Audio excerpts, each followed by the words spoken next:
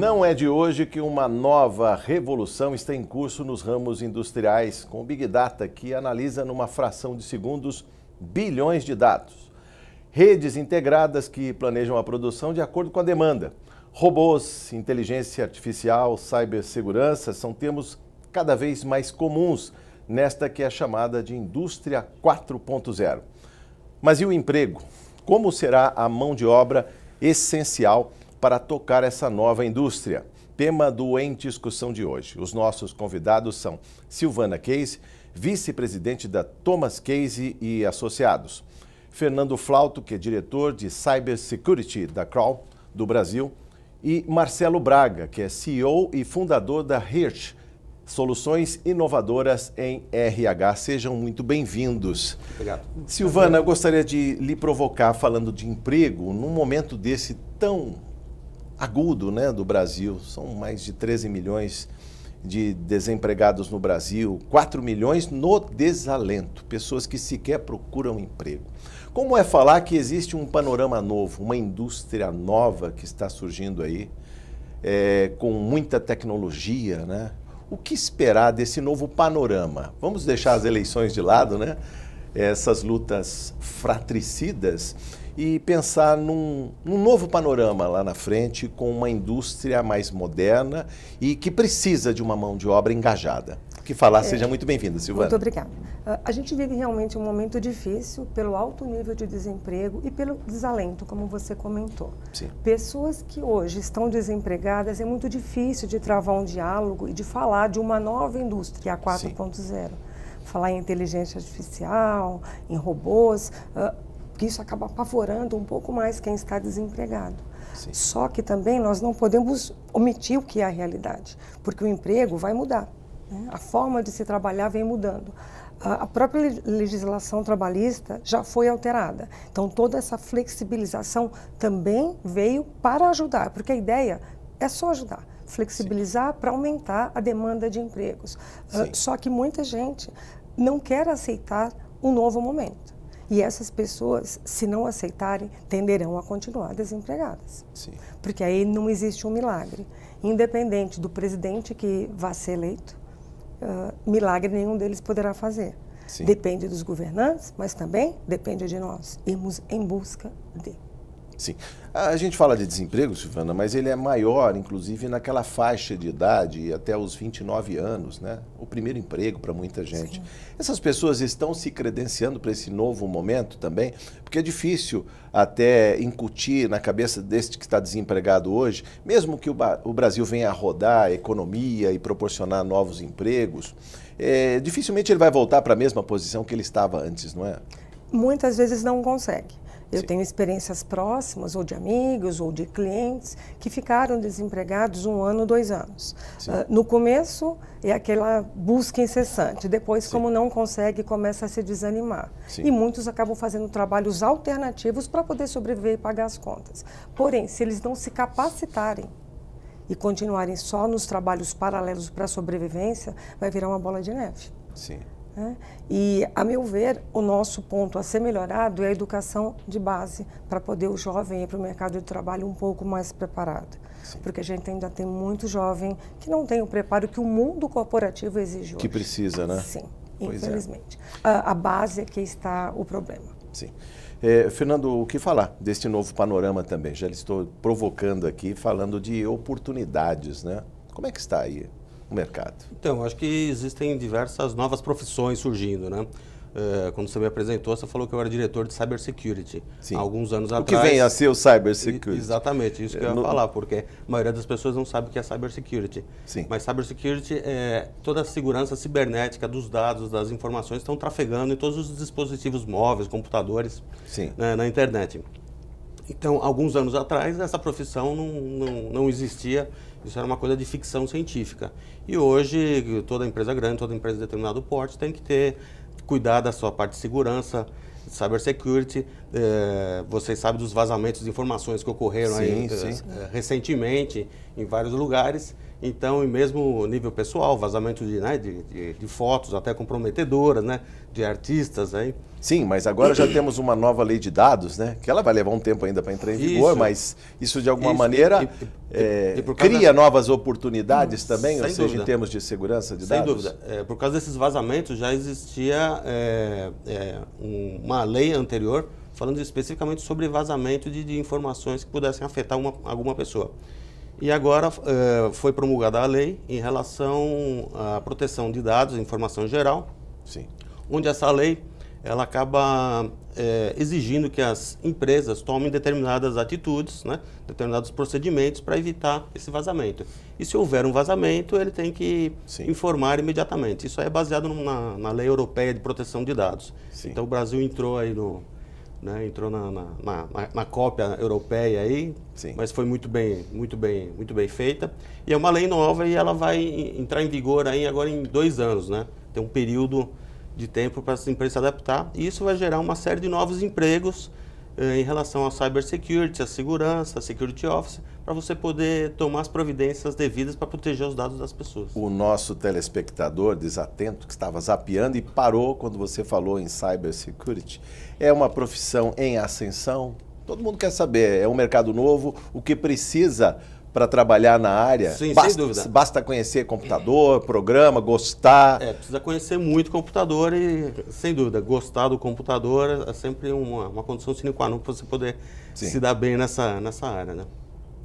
Mas é uma profissão que ela não é nova, ela vem desde os anos 70, na época do mainframe, onde já existiam a computação dos dados bancários, né, a computação pesada. Já existia o Security Office naquela época, né, que era o nome, só que acontece o seguinte, o mundo digital ele se ampliou e todo mundo utiliza praticamente. Nós estávamos falando há poucos minutos atrás aí sobre a Big Data e a possibilidade do celular estar na mão de qualquer pessoa. Você sabe que nós temos mais celulares hoje do que habitantes no Brasil, né? Tem pessoas que têm mais de um celular. Sim.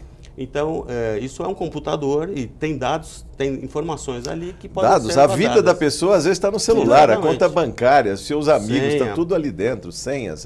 Exatamente, isso aí deve ser protegido. E quem protege isso é o Security Office, é o profissional de Cybersecurity. Muito bem. Marcelo, bem-vindo a esse programa em discussão. O que falar deste novo panorama em termos de emprego? Obrigado, Jorge. Prazer estar aqui com vocês. Prazer é todo nosso. Prazer, Silvana, Fernando.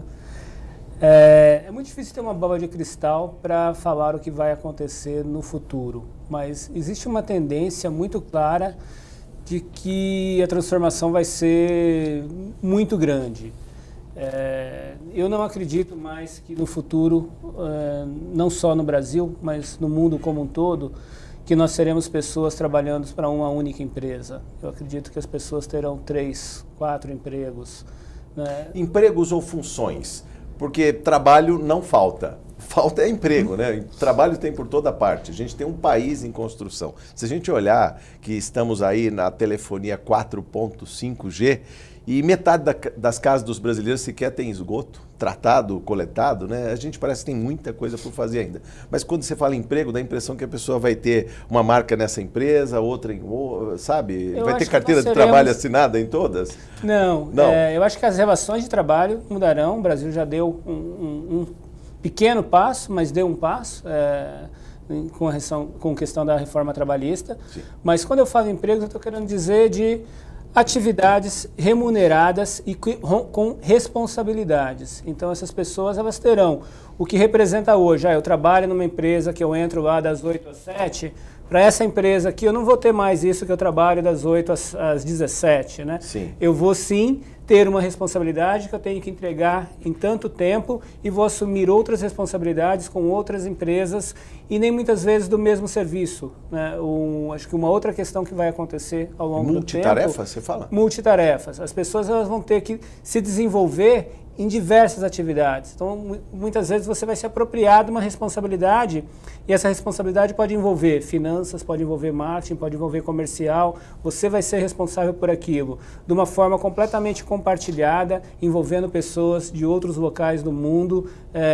Um começa aqui e o outro termina. Hoje a gente já existe, né, na indústria automotiva, já existe muita gente fazendo isso, na parte de tecnologia também, mas isso vai acontecer em diversas outras áreas. Então, sim, vai ter uma transformação total. Eu acho que o que a Silvana colocou, né, de capacitação, desenvolvimento, vai ser fundamental para todos, não só os que estão hoje fora do mercado de trabalho, mas para esses que estão também. Se eles não correrem num lado de se desenvolverem rápido, também terão menos oportunidades no mercado. Dificuldade para se enquadrar. E a concorrência hoje ela não é só no Brasil, não é só na cidade de São Paulo. Hoje, por exemplo, através do nosso site de recrutamento, né, nós temos empresas americanas contratando profissionais de tecnologia brasileiros, mas não para ir para lá. Né, está trabalhando totalmente remoto. Sim. Presta serviço dentro de uma modalidade que eles fazem um acordo, tudo funciona perfeitamente. E isso vai cada vez mais acontecer. A Índia já opera muito assim, a China, sim, também.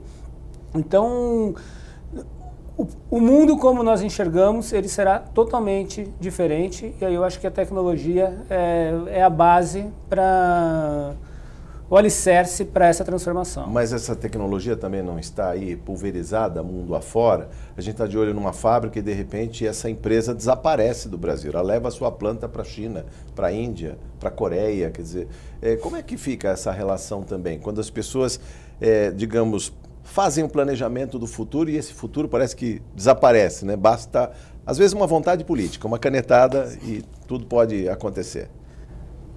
Nós vivemos um ambiente global de livre concorrência. Sim. Então, tirando as questões tributárias, protecionismo que um país ou outro faz, né, nós estamos no meio de uma guerra aí, Estados Unidos e China, para ver quem vai defender melhor o seu mercado. Vocês têm que olhar o mundo todo, não é só o nosso quintal, né?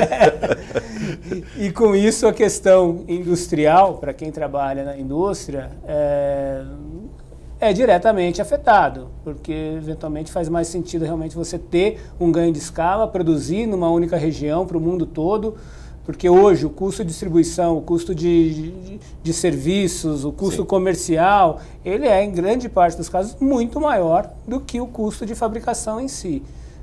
Então, eu acho que nesse cenário o Brasil tem uma vantagem, que nós temos 208 milhões de brasileiros aí. Milhões de brasileiros, é um excelente mercado consumidor. Então, sim, mesmo que a gente não tenha a industrialização aqui, que hoje já é baixo, né? Eu não sei, sim, direito o percentual do PIB, poço aqui mas em acho termos que de indústria assim. Deve ser 25% do PIB no máximo, deve ser hoje da indústria, o restante menos está em serviços e agronegócios. Já falo em 15%. 15%, né? Então, eu acho que o profissional, para ele se manter vivo, independente da função, se ele é um alto executivo, se ele está no início de carreira, buscando o primeiro emprego, se ele trabalha na indústria, nos serviços, em qualquer função que ele atenda, ele vai precisar realmente se desenvolver e entender para onde se desenvolver é muito chave, porque hoje as universidades, as escolas, né, seja de segundo grau, primeiro grau, escolas técnicas, elas estão muito distante do que o mercado solicita. Então, procurar fazer cursos adequados, ter uma boa, sim, orientação, isso também é relevante para o futuro do profissional. Silvana, o que falar também desse profissional que às vezes é surpreendido? Estamos vivenciando uma crise e é uma possibilidade de repaginar o país. Mas eu imagino um engenheiro politécnico, uhum, que apostou suas fichas na indústria naval brasileira, e, de repente, essa terceira, né, possibilidade de industrialização na área naval aqui no Brasil é abortada por conta de desinvestimentos na Petrobras, encomendas e tudo mais. Como fica a carreira dessa pessoa que se planejou, que viu, vislumbrou o pré-sal e falou, não, agora sim, agora vai, e de repente não vai. Como é possível puxar o freio de mão e começar outra vez em outras áreas, como disse o Marcelo Braga aqui, fazer múltiplas funções? Ou seja, atirou na indústria naval e foi parar na tesouraria do banco. Possível sempre é. Enquanto há vida e interesse, tudo é possível. E a gente, sim, pensa que vamos viver muito. Eu acho que a tecnologia está ajudando, inclusive, na saúde. Sim. Nós vamos ultrapassar os 100 anos rapidamente. Isso é a segunda parte, o segundo bloco desse programa que eu queria falar também dessas possibilidades. Então, com isso, nós teremos, como o Marcelo falou, múltiplas atividades. Não múltiplos empregos, mas múltiplas atividades. Tá. E uma pessoa que acreditou, como todos nós brasileiros, no pré-sal, principalmente ele é jovem, ele não pode se desanimar. É claro que ele se desanima, porque ele acreditou, estudou, se voltou, e isso... Sim. Eu acho que assim, os blocos estão sendo vendidos, vai ser retomado, mas não com a mesma velocidade que se esperava. Sim. Tanto que algumas cidades dependentes do pré-sal hoje têm um alto índice de desemprego. De desemprego, endividamento, né? Sim, apostaram aí nos royalties que sim, não vieram. Que não vieram. Que não vieram. Agora, eu acho que alguns já foram vendidos. Embora, né, a nossa produção do pré-sal aí já esteja superando aí bem a casa, mais da metade dos nossos postos aqui no Brasil. Mas voltando agora, um pouquinho para a indústria que o Marcelo falou, pouco, realmente, né? a nossa indústria, ela sucateou, ela não existe. E sendo bem objetivo, a nossa mão de obra hoje não tem produtividade. Por quê, hein, Silvana? Me explica. Formação. Aliás, explica essa questão da produtividade, que muita gente fala que um dos calos do Brasil seria a baixa produtividade em comparação com o alemão, Sim. em comparação com o japonês, Sim. com o norte-americano. Por que a produtividade é tão baixa no Brasil? Basicamente a formação. A formação. A nossa formação, ela acaba deixando muito a desejar, desde a base. Então acaba se tendo uma cadeia de privilegiados, né? Que o percentual é bastante baixo, que Sim. teve a oportunidade de fazer boas escolas no ensino médio, boas universidades e se atualizar. Então, o que acontece com a mão de obra que fez um técnico há 30 anos atrás e não se atualizou, não teve uma educação continuada, ele continua fazendo da mesma forma e as máquinas mudaram. Ou seja, tem um computador de última geração na frente daquele empregado e ele sequer sabe ver o manual de instruções. Muitos são ligar, dar todos um boot na máquina. Sim, muitos são todos em inglês, aliás, a maioria é em inglês. Sim. E a pessoa depende de uma outra para poder lhe ajudar. E isso a produtividade vai ficando lenta. E com isso os nossos custos de produção vão subindo. E aí passamos a não ser mais produtivos. Tá. E menos ainda competitivos. E também falando para esse estoque de mão de obra, reserva, como se credenciar também para esse momento? Porque quem está empregado se sente, às vezes, até mais seguro. Mas eu digo, como essa pessoa se credencia para voltar ao mercado de trabalho, mas numa outra situação, talvez até em outra profissão? Quem não está satisfeito no seu emprego? Também, né? Eu digo, esse estoque de mão de obra Sim. que está aí reserva, os desempregados, os desalentados. Mas eu digo, o que eles têm feito para tentar voltar? Porque, ao que parece, se formou um fosso, uma desigualdade tremenda. Quem está empregado tem, digamos, uma colcha, né, de segurança, e quem está fora do mercado, né, que está aí se credenciando para voltar. Essa segurança, ela não existe mais. É relativa, né? Hoje ninguém tem segurança de ter estabilidade no seu trabalho. Não vamos Sim. nem dizer mais emprego, na sua atividade. E como o Marcelo estava mencionando, hoje você não precisa nem ir para o escritório. Pois é. Né? A tecnologia te permite trabalhar de casa, trabalhar dentro do carro. Né? Mas E aí com uma também é grande preciso vantagem. muita disciplina, né? Fala a verdade. Precisa, mas os jovens eu acho que têm muito mais disciplina, porque cresceram nesse modelo. Então, os jovens hoje que estão se formando, cresceram nesse modelo, estudaram nesse modelo. Enquanto estudávamos nas enciclopédias, eles aperta uma tela... Um Google, pronto. E tem tudo. Ou seja, então eles têm que obrigação também de saber mais. Diga, Marcelo. Nessa linha de trabalhar, né, de casa, hoje começa a ter uma nova tendência, né, que antes era o trabalho no escritório, depois virou home office e hoje já se fala do Anywhere Office. Qualquer lugar. Significa a pessoa trabalhar em qualquer lugar. Supermercado, atender o telefone. No transporte público, Sim. põe o celular e você está trabalhando na cafeteria, no Fazendo shopping, em call com casa, outro viajando. Não há barreiras mais para o trabalho. Silvana, foi-se o tempo, aliás, eu queria aproveitar a sua expertise, a sua experiência nesse mercado, em que as pessoas cumpriam um período numa empresa, muitas vezes trabalhavam numa empresa só a vida inteira. Sim. E já deixava a estrada asfaltada para o filho assumir. Sim. Isso acabou? Acabou. Digamos que existem casos, porque ainda tem pessoas. Sim, empresas familiares e tudo mais. Empresas familiares eu acho que é um outro patamar, porque existem familiares de pequeno porte, que isso provavelmente continua. Continua. Pai querendo que os filhos deem continuidade do negócio e é saudável. Não tem nenhum problema, desde que o filho esteja preparado para o novo momento. Senão o negócio... Senão o negócio não sobrevive. Porque quando o pai ou o avô fundou, o mundo era um, hoje o mundo era outro. Sim. Agora, o que antigamente nós buscávamos muito nos currículos, estabilidade empregatícia, sim, hoje não necessariamente é importante. Às vezes pode até pesar contra, porque se a pessoa ficou muito tempo numa empresa e não trouxe resultado, é negativo. Sim. Então hoje o que nós buscamos são profissionais que trazem resultados e que têm background para passar. Sim. Eu sou um ponto fora dessa curva, porque minha atividade inteira foi na mesma empresa, desde trainee. Então eu fiz minha carreira, fui mudando de área, fui buscando desafios, fui aprendendo coisas novas e continuo até hoje, porque o meu mercado é um exemplo de recrutamento, seleção e recolocação. Ele mudou drasticamente. Aliás, ele hoje é fundamental na empresa, porque as pessoas precisam absorver a cultura da empresa. Se não tiver um time bem montado, a empresa não prospera. Então, só que a forma como se buscavam antes profissionais, como se contratavam, mudou. Hoje, você pode fazer um processo seletivo totalmente online. A pessoa não precisa estar mais na sua frente. Eu posso recrutar uma pessoa, como ele disse, que está em outro país para trabalhar aqui e vice-versa. Porque se faz testes, você já vai fazendo a seleção tudo online.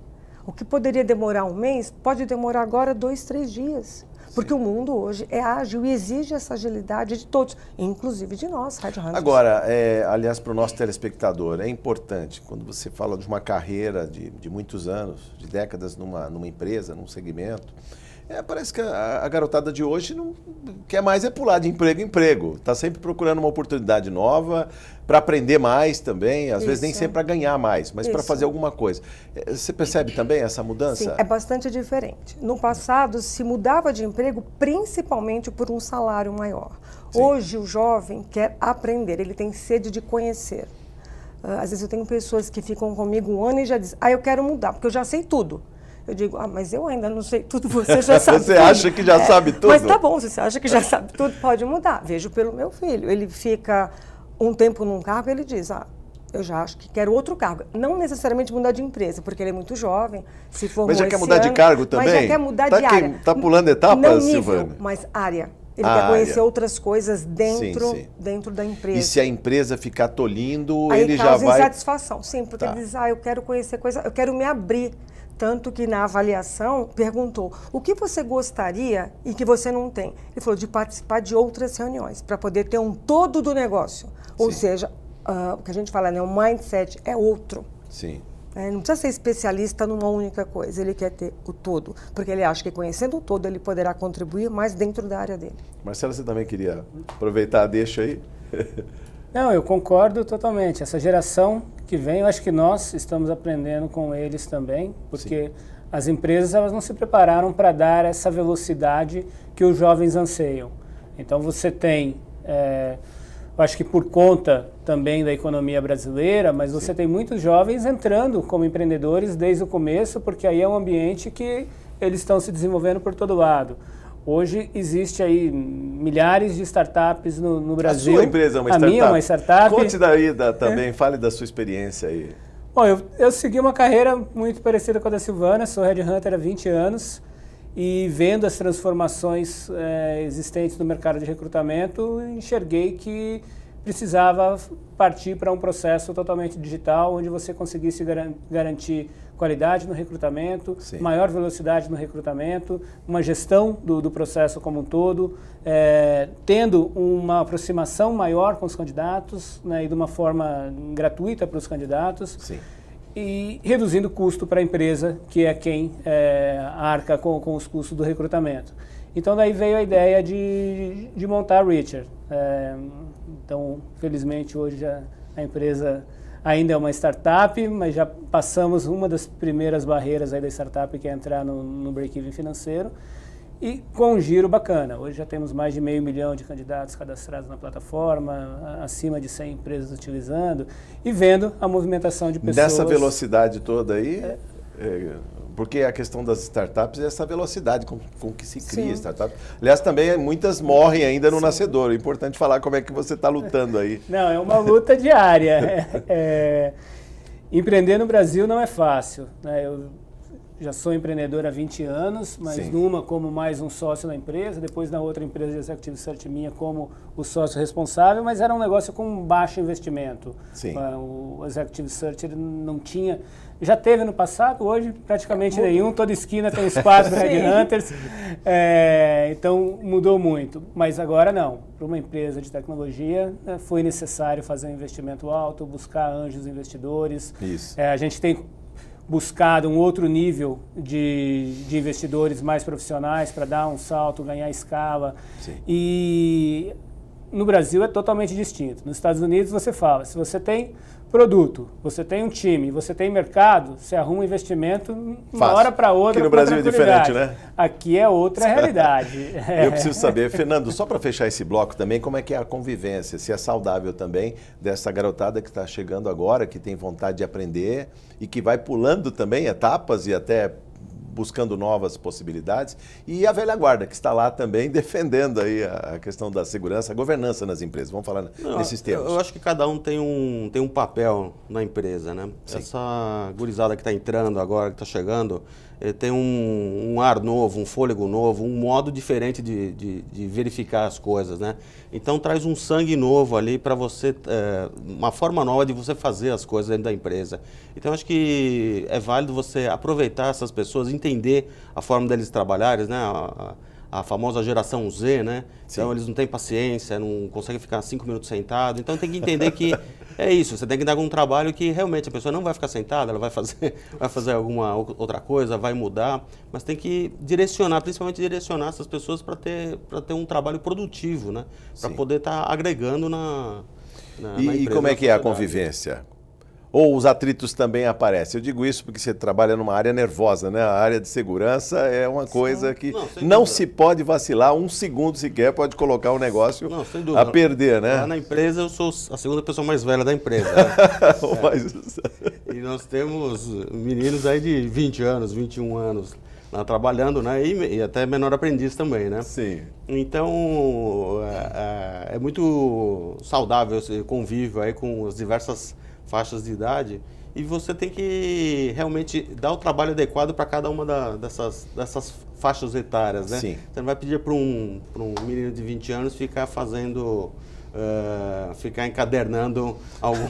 Para ele é a modorra, né? Ele quer algo mais desafiador, né? Desafiador. Ele quer mas se você pedir para ele pesquisar alguma coisa sobre um termo em chinês ou em japonês, né, sobre uma empresa coreana, ele vai fazer aquele trabalho lá muito contente e vai ser desafiador para ele. E tem essa coisa também, Fernando, de vestir a camisa. É importante que se diga desse empenho, dessa cultura de empresa. Isso é importante que se diga também. Sem dúvida. Mas porque se a pessoa não tiver raiz ali, não tiver vontade também, aí ele procura outro emprego. Mas essa geração mais nova, eu acho que não é vestir a camisa hoje em dia, e sim é vestir uma causa. Agir por uma causa. Poxa. Então você tem que dar algum estímulo. Então você pode até falar, olha, essa empresa aqui para trabalhar é fantástica, nós somos o maior, o melhor, tal, mas o que vocês fazem? Vocês ajudam o meio ambiente, a natureza, vocês melhoram a saúde das pessoas? Não. São outros apelos. Exatamente. Que não o salário e os benefícios. Exatamente. Então precisa ter aquele algo mais. Ele tem que se sentir útil para a sociedade, porque existe uma geração aí muito atenta às mudanças ambientais, climáticas.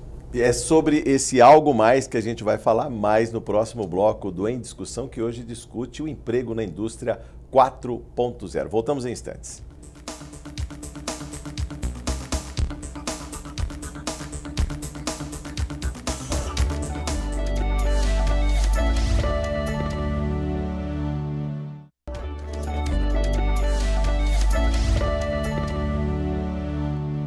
Estamos de volta no programa Em Discussão, hoje falando do emprego na indústria 4.0. E falávamos no bloco anterior deste algo mais, que motiva a nova geração a trabalhar na indústria, mas com uma outra pegada, a gente pode falar assim, né, Fernando? O que falar dessa nova geração aí? Eu queria que você explicasse esse engajamento em outros temas, né? Falar de meio ambiente, falar de causas, como é que é isso? Hoje para essa nova geração não basta só você ter um bom emprego, um bom salário, você tem que dar uma causa para eles, né? Eles têm que se sentir útil para mudar a humanidade, né? Parece que esse pessoal que mais novo, todo mundo tem uma missão de vida que é salvar o mundo, né? O que é bom, né? Não, alguém tem que pensar nas novas gerações, no Excelente. mundo, porque se a gente pensar que a indústria durante muito tempo foi, digamos, agressiva com o meio ambiente, Sim. ou seja, se construiu uma planta industrial do lado do rio, simplesmente para jogar os dejetos, o que sobrava da produção. Ninguém tinha uma visão, olha, esse rio limpo, despoluído, um cartão postal, não se pensava nisso. Exatamente. Né? Algumas coisas que pessoas da nossa idade estão acostumados, né, a fazer, que era comum na época quando era criança, hoje é impensável. E esse pessoal que está aí hoje acha um absurdo, né? Sim. Então a gente tem que aproveitar isso realmente para ir para frente, para esses novos conceitos estarem embutidos em todas as empresas, todas as atividades. Né? Esta questão de ficar antenado, ficar ligado o tempo todo, ou seja, você dialoga com um jovem que está lá no celular, mas ele está trabalhando, ele está no celular, mas ele está antenado, ele precisa conversar com outras pessoas. Como é que é isso? Explica pra gente. Ainda mais com segurança. Segurança é vital, né, em termos de... Não, sem dúvida. Hoje a gente precisa tomar cuidado com a informação que nós estamos passando, principalmente pelo nosso celular, pelos nossos computadores, né? E instruir os nossos filhos, né? As pessoas mais novas são desavisadas desse assunto, de como você tratar essa nova ferramenta, né? Sim. Então, sempre de forma a você poder proteger essa informação, proteger do contato. Porque hoje você tem contato pelo celular com milhares de pessoas em qualquer lugar do mundo, sim, instantaneamente, imediatamente. E sabendo que um celular pode ser hackeado também e passar informações vitais da empresa para o inimigo, que está fora do Brasil, às vezes. Exatamente. E às vezes até um segredo industrial, algum contrato confidencial, você pode estar na inocência transmitindo ali, né, para acelerar esse processo, transmitindo para um WhatsApp alguma coisa, e essa informação pode ser interceptada.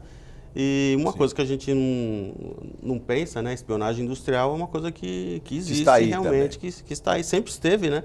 Mas é cada vez mais fácil, na verdade, você obter essas informações. Porque antigamente as coisas não eram digitais. Então, para você obter uma informação, você precisava ir lá na empresa, você ia vasculhar os armários da empresa, ia verificar. E hoje essas informações elas estão nos computadores e elas estão na nuvem também. Sim. Então, uma senha frágil do meu servidor de nuvem... Nem fala de senha frágil, por favor. Exatamente, pode colocar em risco toda a minha informação. Eu acho que eu estou seguro, mas na verdade, meu vizinho ali está compartilhando toda a informação e na verdade eu nem estou sabendo disso. Sim. Marcelo Braga, eu queria que você falasse um pouco sobre, aliás, um artigo, acho que da sua Lavra, inclusive, que eu busquei no site da Reacher, é assim que fala, né? Isso. Reacher. Que fala não de emprego, mas de empregabilidade. Explica pra gente um pouco melhor isso, e depois eu vou cotejar também com a Silvana sobre isso. As pessoas estão empregadas, não estão seguras, ela já disse aqui, mas ele tem que ficar de olho na empregabilidade. Por quê? E o que vem a ser isso? A empregabilidade é a capacidade que a pessoa tem de buscar uma nova posição, de ser promovido ou, eventualmente, de não ser desligada. Sim. E ela é composta, ao nosso ver, por 3 principais fatores. Ela própria, outras pessoas que estão concorrendo com ela, sim, e outra, oferta e procura do mercado. Sim. Então, por exemplo, você pode ser um candidato excelente, né, ter uma excelente formação, muito melhor que os teus concorrentes, mas se não tem oferta na tua área. Então, sim, fazendo uma comparação com o engenheiro naval que a gente falou antes, né, altamente qualificado, melhor que todos os outros, mas aqui no Brasil não tem. Talvez se ele quer trabalhar nessa área, tem que buscar outra. Né? Ou às vezes, legal, eu tenho um inglês avançado. Tudo bem, mas se você tem um inglês avançado e todo o restante do mercado tem um inglês nativo, nem fluente, você está aquém. Então, a empregabilidade, ela compara, né, desde competências comportamentais, histórico profissional, histórico acadêmico, nível de idiomas, tua remuneração, porque às vezes você está ganhando muito mais que o mercado paga e você vai ter dificuldade de entrar, recolocação, eventualmente. Compara isso com os demais players para posições similares às que você está buscando e também com a demanda de mercado. Então, dessa composição, nós fizemos o conceito do índice de empregabilidade da Richer para dar um retorno para os profissionais de qual que é a realidade que ele tem. E qual tem sido a resposta desses profissionais quando se olham, às vezes isolados ali no meio de um deserto e que necessitam rapidamente se repaginar? Tem até um nome, né? Retrofit, né? Na arquitetura se fala um retrofit. Depois eu vou perguntar para a Silvana se nos currículos é possível também um retrofit. Não, muita gente assustado, porque por conta da carência de emprego no país, né, nem todos os índices saem com muito bons. Sim. E aí as pessoas ficam chocadas. Poxa, mas eu fiz isso, eu fiz aquilo. Muitas vezes fez um curso que nada agrega para uma nova posição no mercado. Então, num primeiro momento, vê um índice baixo, fica assustado. E aí a gente desce um pouco mais, né, para mostrar em que área que eu poderia melhorar. E aí assim a pessoa começa a compreender os aspectos que poderiam fortalecer a sua evolução profissional. Muito bem. Silvana, é possível retrofitar os currículos? Como é que é? Ou o passado está sempre presente em termos profissionais? Dá para melhorar, mas sempre com base nas informações verdadeiras. Eu não posso mudar o que essa pessoa estudou, onde essa pessoa trabalhou, os cargos que ela teve. Só que existe uma outra forma, esse retrofit seria uma outra forma de se colocar num papel. Aliás, nem num papel, porque os currículos mais não são no papel. Não são mais no papel. Nem no papel. Né? São todos... Estão na nuvem. Está tudo na nuvem. Né? É tudo online. Então, hoje não existe mais currículo do papel. O que também é bom, porque você tem facilidade de fazer mudanças. Esse currículo ficou grande, esse currículo não está enfocando tal aspecto, ou é para uma outra empresa, e eu vou customizar, porque isso também é muito importante. Essa empresa tem um cargo X, então eu vou customizar o meu currículo para essa posição, porque eu tenho competências importantes para essa posição na empresa X, não necessariamente para todas as empresas, porque muitas vezes eu posso ter uma competência que para a empresa X não serve. Não serve, exatamente. Não serve. Então eu posso ir customizando. E como a pessoa também se enquadra no mercado dentro deste termo empregabilidade? Eu digo isso que muitas vezes a empresa faz uma série de exigências, mas na hora de pagar o salário, não, aí é isso, a gente vai melhorar depois, não melhora nunca. Mas mais uma vez é a lei da oferta e da procura, é demanda. Então, se eu tenho um super currículo, uma carreira maravilhosa, mas nesse momento o mercado está com 13 milhões de desempregados e eu tenho concorrentes tão bons quanto o meu perfil e que ou ganham até menos, melhores, né? E que ganham menos, se eu não me adequar, eu ficarei desempregada. Então, muitas pessoas dizem, mas agora que eu sou diretor ganhando X, eu não vou me sujeitar a ganhar menos. Bom, então vai ficar desempregado. Vai ficar desempregado. Sim, porque hoje uma pessoa de 40 anos concorre com uma de 30, concorre com uma de 25. O universo se abriu e todos concorrem, independente da faixa etária. O que vale é quem eu sou, o que eu posso oferecer. Independentemente da faixa etária, aliás, a gente fica num gap, fica um espaço.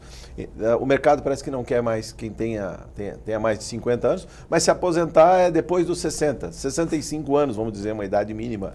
Como ficam esses 15 anos na vida de quem trabalhou a vida inteira, deu um duro danado e muitas vezes sequer teve tempo para se credenciar, estudar, fazer uma pós, um MBA, melhorar o seu grade, vamos dizer assim, né?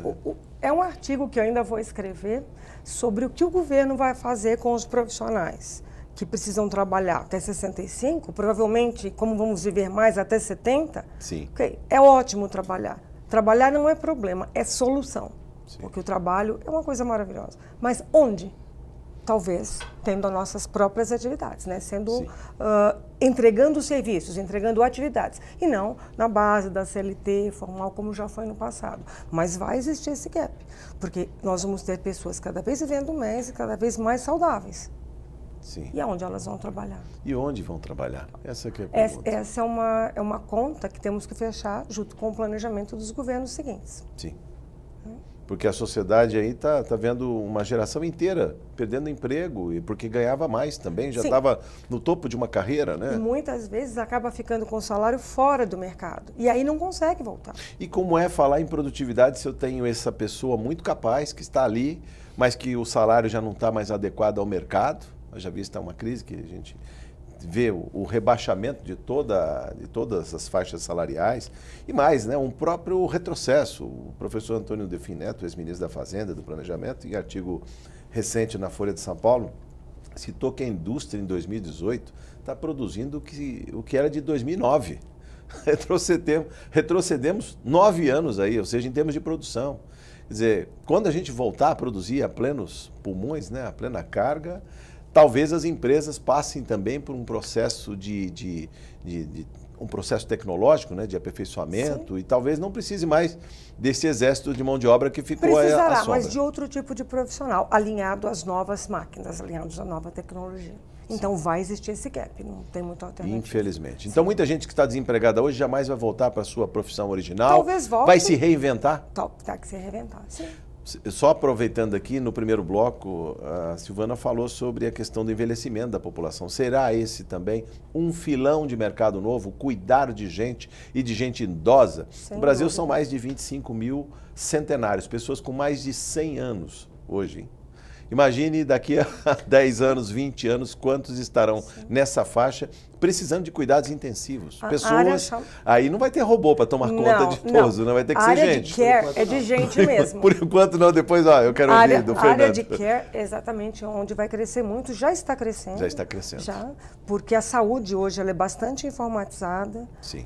Cada vez mais, né? Hoje já temos vários robôs fazendo cirurgia controlada pelo homem. No Japão já tem robô cuidando de idoso, né? Depois eu vou perguntar também para o Talvez vai chegar um dia que também teremos aqui no Brasil, mas eu penso que ainda levará muito tempo para chegar. Então, essa área de cuidar de gente, na área de enfermagem, de fisioterapeuta, é uma área que cresce muito, a área da saúde e dentro da saúde a área de care. Sim. Por falar também na área de segurança, a gente brincava aqui, né, Fernando, sobre os robôs e essa boa convivência, né? Não é aquela da ficção que o robô matava as pessoas, a inteligência artificial vai dominar o mundo, mas já estão ajudando e melhorando a vida das pessoas. No caso dos robôs também, eles vão substituir rapidamente aí a mão de obra. E eu queria também, só por curiosidade, saber se na sua área muita gente trocou de emprego, de profissão e investiu nessa área de informática, que parece que é o que mais cresce hoje. Não, sem dúvida. Hoje parece que todo mundo trabalha com computador, né? Você ouve, né? É difícil conhecer alguém que não trabalha com computador. Que não seja meio escravo da máquina. Exatamente, aí, né? Na minha época de adolescência, quando o computador estava surgindo, né, o Steve Jobs, o Apple II e tal, ninguém falava de computador, né? E até você comprava um computador e não servia absolutamente para nada, né? Você ficava digitando horas e horas ali. Pô, você está falando de um Prológica, outra coisa. Exatamente, essas gerações. Então você vê a evolução. E hoje ninguém vive sem computador, né? Se alguém vai trabalhar sem um notebook, alguma coisa, né? Por favor, né? Uma planilha em papel, não, por favor. Isso não existe mais, né? Então está tendo essa mudança nas profissões também. Tá. Existem profissões que não existiam anteriormente, meu próprio caso de cybersecurity.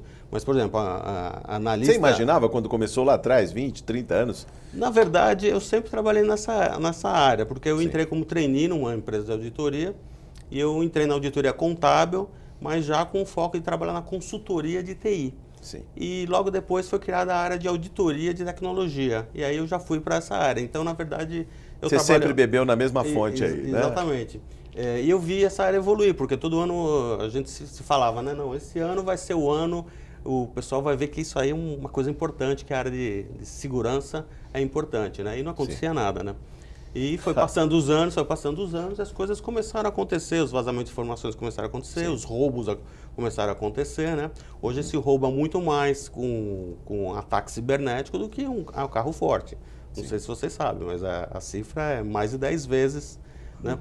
Então, para cada dólar que é roubado fisicamente, existem outros 10 que foram roubados digitalmente, que ninguém apontou sem violência. Para ninguém. Exatamente, né?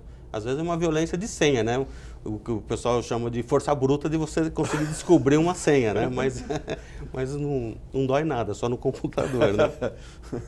Mas diversas novas profissões estão sendo criadas em relação a isso. Sim. Hoje, por exemplo, um roteirista de inteligência artificial, você vai falar, mas o que é isso? O que ele faz? Sim. Mas se você pegar o Google, o Waze no seu carro e colocar ele para te guiar a algum lugar, você vai ver que o cara é muito importante, porque ele está te levando no caminho correto, sem você entrar em nenhum lugar perigoso.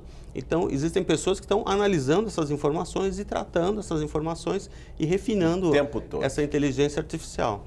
Muito bem. Marcelo, você vai inaugurar uma rodada de considerações finais. Vou permitir 2 minutos para cada um dos convidados. Eu queria que você falasse de perspectivas. Você é um otimista, você está aí numa startup, de olho no unicórnio, né? Como todo mundo quer, é isso? Conta para a gente como é que vai ser o emprego no futuro, no breve futuro, porque as pessoas têm muita pressa. Não, eu vejo o mundo sempre evoluiu. Antigamente, pensando na indústria, né, o funcionário da indústria poderia ser uma pessoa que nem tinha 2º grau e estava todo mundo muito feliz. Não precisava nenhum estudo, apenas a força física era suficiente. Depois disso foi se exigindo uma melhor qualificação.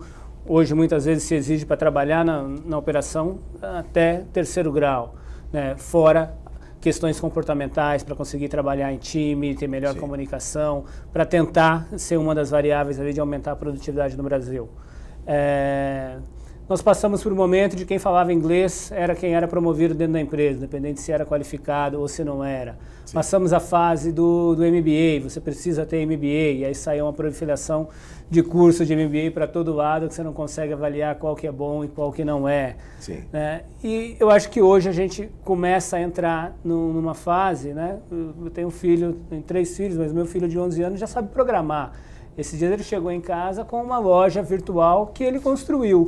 Ó, fiz um site na área de beleza, que aqui você pode comprar não sei o que, o carrinho de compras feito, já amarrado com CRM, que mandava e-mail. Eu falei, moleque, o que é isso? Que é isso? Né? E eu acho que a gente vai ter alguns anos onde a tecnologia vai ser muito forte. Quando eu falo tecnologia, o marketing digital está junto.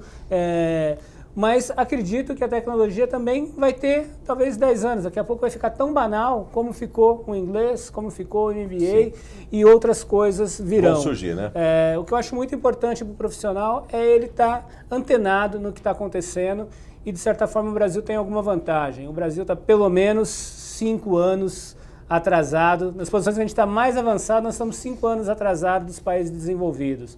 Então, o brasileiro ficar antenado, é só olhar o que está acontecendo nos outros países desenvolvidos e que daqui a pouco essa tendência vai chegar para cá. Ontem eu fui numa farmácia, né, e aí eu entrei no site e vi que tinha um desconto. Eu cheguei, mas no site está metade do preço. Então faz o seguinte, você compra pelo site, espera 1 hora que daqui a pouco você vem aqui e compra. A gente entrou, comprou, já tocou. Você já pode pegar no caixa. Eu só substituí o atendente, porque o caixa, na verdade. Né? E tem muita coisa acontecendo. Olha o que está acontecendo lá fora, que isso vai ser um reflexo para onde o Brasil deve migrar, né, fazendo as customizações locais de cultura, pública e tudo mais. Muito bem. Fernando Flauto, em 2 minutos o que faltou dizer. Vamos às considerações finais. Eu acho que a evolução da indústria 4.0 vai ser cada vez mais rápida. E o que acaba acontecendo é que tudo pode ser automatizado. Então, qualquer profissão, qualquer atividade humana, se você pensar, hoje é impossível automatizar isso é questão de tempo e vai ser automatizado. Só para dar um exemplo para vocês, aviação, por exemplo, aviação comercial. Então, na década de 70, existiam aviões de grande porte como existem hoje, só que existiam 4 pessoas na cabine. Era um piloto, copiloto, tinha um navegador e um engenheiro de bordo. Esse engenheiro, o que ele fazia? Ele verificava se as turbinas, os motores estavam tudo funcionando a contento. Hoje isso é feito por um computador. E o navegador foi substituído por um equipamento de GPS, que na verdade é igual ao nosso GPS de carro. Sobraram 2 pessoas. Já está se falando nos Estados Unidos de tirar um dos pilotos. Um dos pilotos. Deixar só um. Bom, nos metrôs já tem exatamente. O trem sem o condutor, exatamente, né? A linha 4 não tem condutor. Pois é. Exatamente. E já se fala no avião sem piloto.